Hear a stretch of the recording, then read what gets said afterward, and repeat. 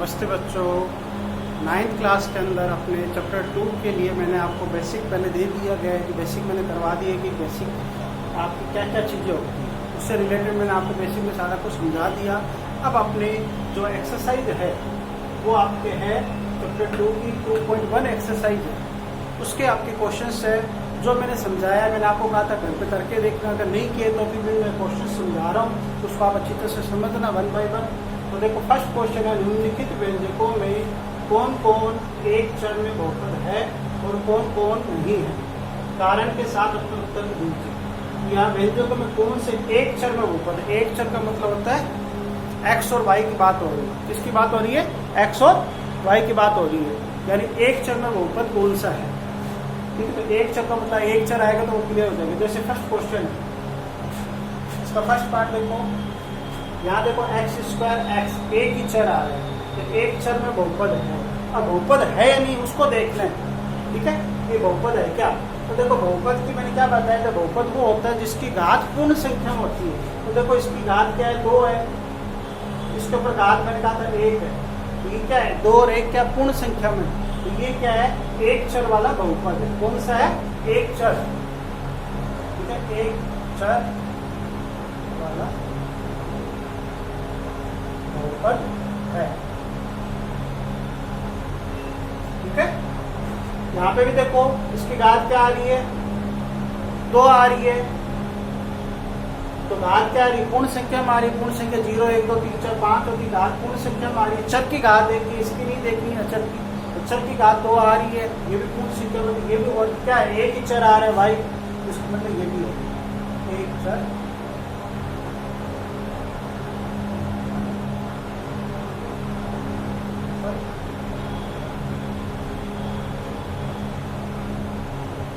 अब देखो इसका थर्ड पार्ट देखिए, टी है, टी के ऊपर घात लगी हुई है रूट का सिंबल। तो टी की घात क्या होती है? जैसे टी की घात 1/2 हो जाएगी, तो 1/2 तो पूर्ण संख्या है नहीं, तो फिर ये वाला जो देखो यहाँ पे तो टी की घात 1 है, लेकिन यहाँ टी है वो वर्गमूल में आ गया, रूट के अंदर आ गया, तो इसकी घात तो 1/2 होगी, इसकी 1 होगी, तो फिर ये वाला क्या होगा? आपके बहुपद नहीं होगा। जिसकी घात पूर्ण में होगी वही होगा, तो इसका मतलब ये वहां पे बहुपद नहीं है। यहाँ पे लिख देंगे एक चर तो आ रहा है लेकिन बहुपद नहीं है। आप लिख देंगे बहुपद नहीं है। अब देखो y + 2/y, इसको अपन सोल्व करते तो y की का तो y रहेगा, घातांक नियम के हिसाब से अपने y को ऊपर लेके जाएंगे तो 2y की घात -1 बन जाएगी। तो यहाँ पे देखो y की घात 1 आ रही है, यहाँ -1 आ रही है। ठीक है, तो यहाँ पे भी क्या हो जाएगी? यहाँ प्लस की आ रही है, यहाँ माइनस भी नहीं आ सकती, ऋणात्मक आ रही है यहाँ पे। तो ठीक है, तो फिर इसका मतलब ये भी क्या है? आपके बहुपद नहीं है। ठीक है, एक चर तो है लेकिन बहुपद के लिए क्या होना चाहिए? मेन चीज आपको ध्यान रखनी, घात होगी वो प्लस में होनी चाहिए, धनात्मक, ऋणात्मक नहीं होनी चाहिए, न भिन्न में होनी चाहिए। तो फिर इसका मतलब ये भी बहुपद है, बहुपद नहीं है।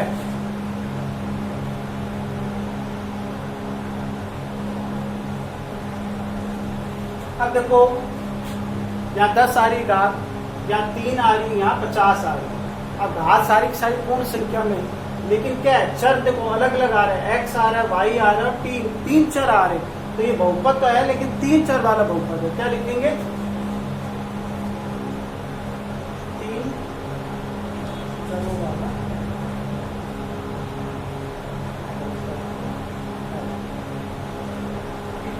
ये 3 चरों वाला बहुपद है। तो इसमें आपको अगर बहुपद ही जांच करना था, बहुपद है नहीं, तो ये क्लियर हो गया कि कौन सा होता है इसकी घात पूर्ण होगी वो बहुपद होगा। अब क्या आता है? निम्नलिखित में से प्रत्येक का x² का गुणांक, यानी x² का गुणांक बताना है। ठीक है, आपको नीचे व्यंजक दे रखा है, तो देखो x² कहाँ है? देखो ये है। और मैंने बताया था गुणांक का मतलब होता है जो भी चर के आगे संख्या होती है वो होती है गुणांक। तो x² का गुणांक क्या होगा? यहाँ पे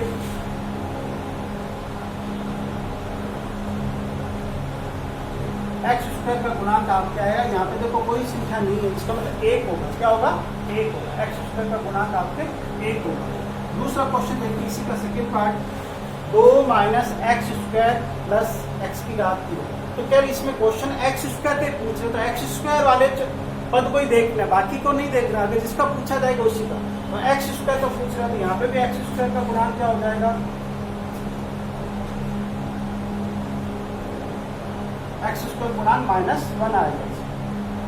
अब यहाँ पे एक्स स्क्वायर का गुणांक,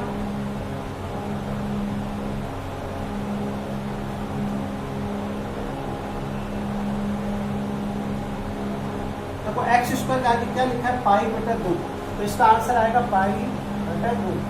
ठीक है। अब यहाँ पे देखो एक्स स्क्वायर का गुणांक,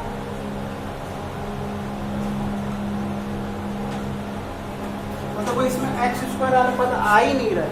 यहाँ पे x है, इसकी घात 1 होती है, एक्स स्क्वायर का मतलब इसकी घात 2 होती है, तो एक्स स्क्वायर चला अपने 3 में है, इसमें नहीं है, तो इसका गुणांक क्या होगा, 0 होगा। क्या होगा, 0। 0 को गुणा करेंगे एक्स स्क्वायर से तो 0 हो जाएगा, यानी वो पद नहीं है तो उसका गुणांक आपके होगा 0। तो देखो ये गुणांक वाले मैंने पहले बता रहे, सारी बेसिक समझा दी। गुणांक क्या होता है, जिसका गुणांक आपको पूछा गया उसी के आंसर आपको देना है। अब इसका देखो 1 और 2 क्वेश्चन आपके हो गए। अब आपके क्वेश्चन नंबर 3 है, इसको आप देखेंगे कि कैसे। क्वेश्चन नंबर 3 देखो, 35 घात के द्विपद का और 100 घात के एक पदी का एक।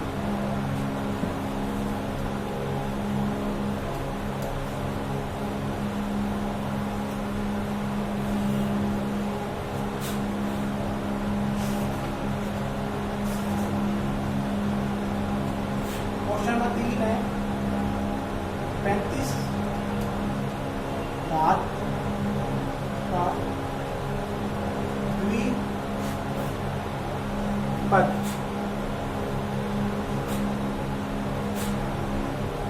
द्विपद और 100 घात का एक पदी का एक उदाहरण का एक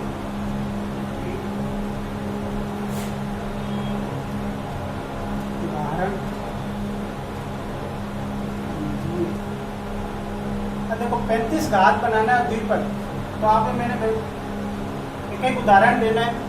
तो देखो 35 घात 35 होगी, घात किसकी होगी, चर की होगी।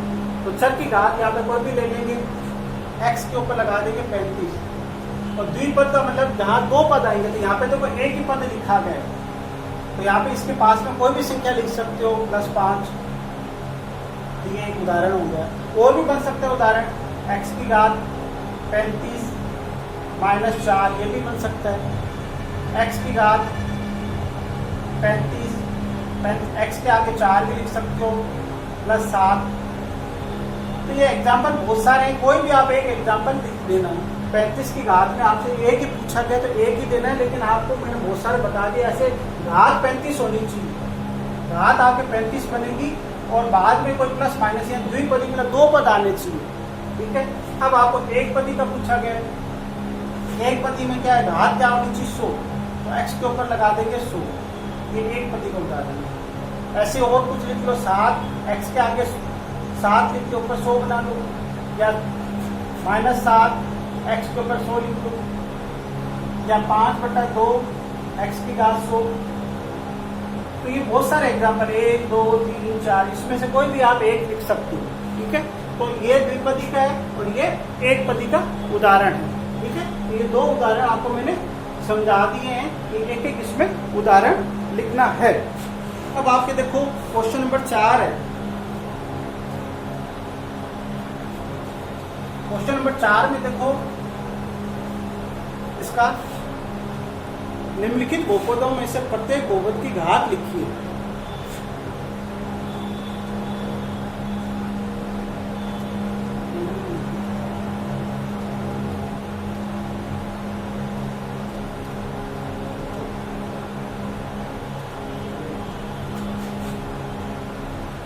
में से प्रत्येक बहुपद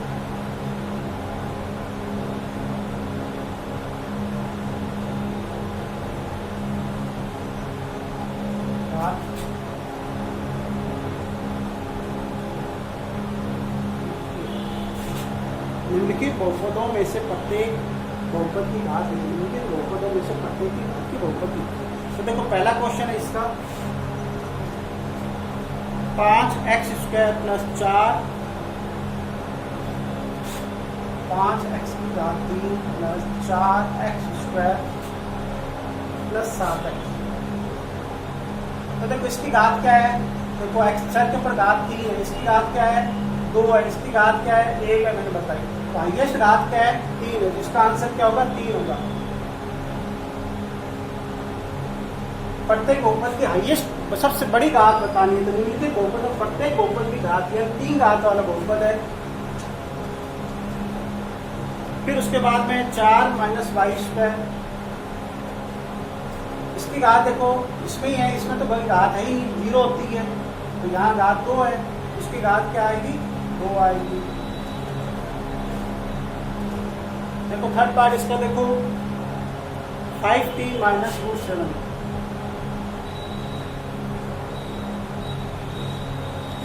देखो ये 4 है, 4 के ऊपर घात क्या है 1 है, इसके ऊपर घात नहीं होगी अक्षर वाले के, तो इसकी घात क्या है 1 है, तो घात लिखेंगे।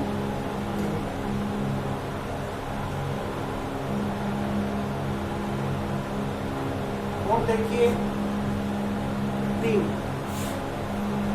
ठीक है, अब 3 है, देखो मैंने ये बताया था ये कौन सा है, ये अचर वाला है, इसके देखो पीछे हम घात बना सकते हैं 3x की घात 0, और आपको मैं बताया 3x की घात 0 का मान 1 होता है, या 3 आती है, यानी कौन क्या होगी इसकी घात आपको होगी